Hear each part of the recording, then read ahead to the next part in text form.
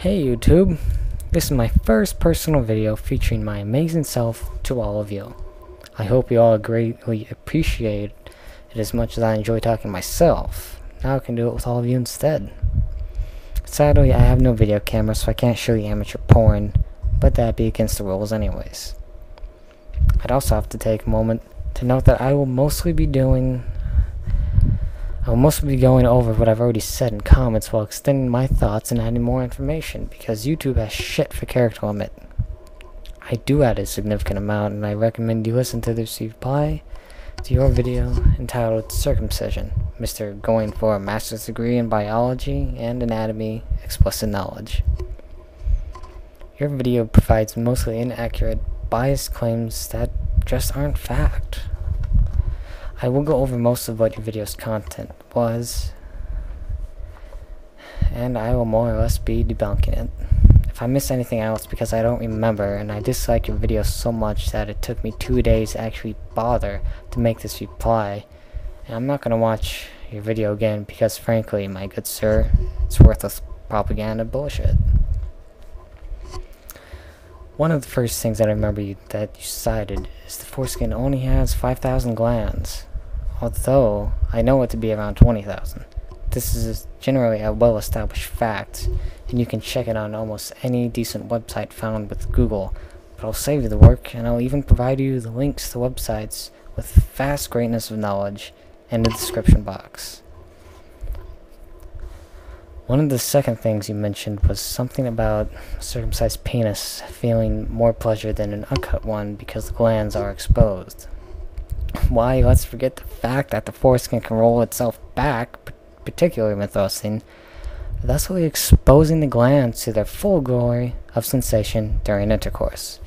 It's also quite convenient that you ignore the fact that friction will cause the unprotected glands of a circumcised penis to callous, becoming much less sensitive than the glands of an uncut, soft, non-calloused penis. The statistic involving 6 out of 10 women preferring cut cock and 2 out of 10 exclusively wanting circumcised penises is irrelevant, on the basis that it relies on being applied to every single woman in the country. Most likely, people aren't going to want to bang every single woman.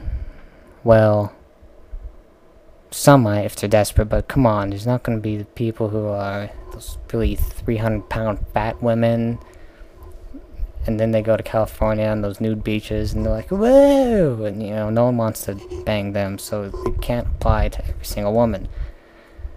So therefore, I consider it irrelevant. Additionally, it excludes homosexuals, so I feel this statistic you provide is worthless biasness. Besides, if you truly love someone, they wouldn't care how you look, then they'd probably appreciate that ribbed sex your uncut penis could provide, as ribbed condoms are designed to imitate the sexual functions of an uncircumcised penis. Ribbed for her pleasure indeed. Circumcision to prevent infection is not recommended by any medical association in the world, and as far as I know, isn't recommended for any reason. Please provide links proving me wrong for each association in the world that would recommend it, and how much anyone gives a shit about those people. Guess what? I mean, you have a science degree, so you know this already, right? That bacteria causes infections and that antibiotics can kill infections?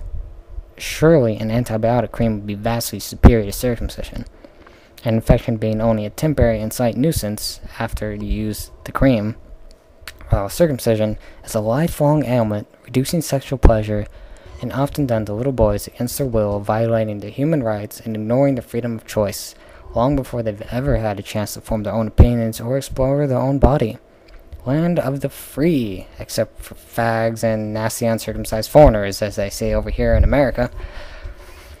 I mean, there's a higher chance of a botched circumcision and things such as hemorrhages that could actually kill the baby, at least in terms of urinary tract infection, which has about a 1% chance of happening, and what I just mentioned before, having a 2% chance. Atheist Experienced Circumcision is a video I choose to reference this information. whom of which have a phone number, and you are free to call them and ask the validity of these claims if you so wish. The videos are in my channel, and you can check them. And if you're going to bother mentioning STD infections, how about this? Wear a fucking condom. Instant 99.9 chance to not get infected regardless of being circumcised or not. Also, America is not as circumcised as your recent video suggested. This is a quote from SERP.org from a 2005 statistical study done by NIS, or the Nationwide Inpatient Sample. The overall rate of circumcision according to the NIS for 2005 is 56% prior to release from hospital. This converts to a genital integrity rate of 44%. Now, unless the rate... Oh, by the way, that was the whole quote, just to clarify. Now, unless the rate increased for no reason by 16% in the last 3 years, which I would find hard to imagine without some kind of explanation, you're wrong. The increase of immigrants, particularly from Mexico, have affected the percentage rate, as they aren't as often circumcised. This is why the West tends to have a lower circumcision rate than the East, where there is no border of Mexico, and thus they're very good swimmers. Lastly, I'd like to make note that you compared America, and I assume you meant a single country, to Europe, an entire continent.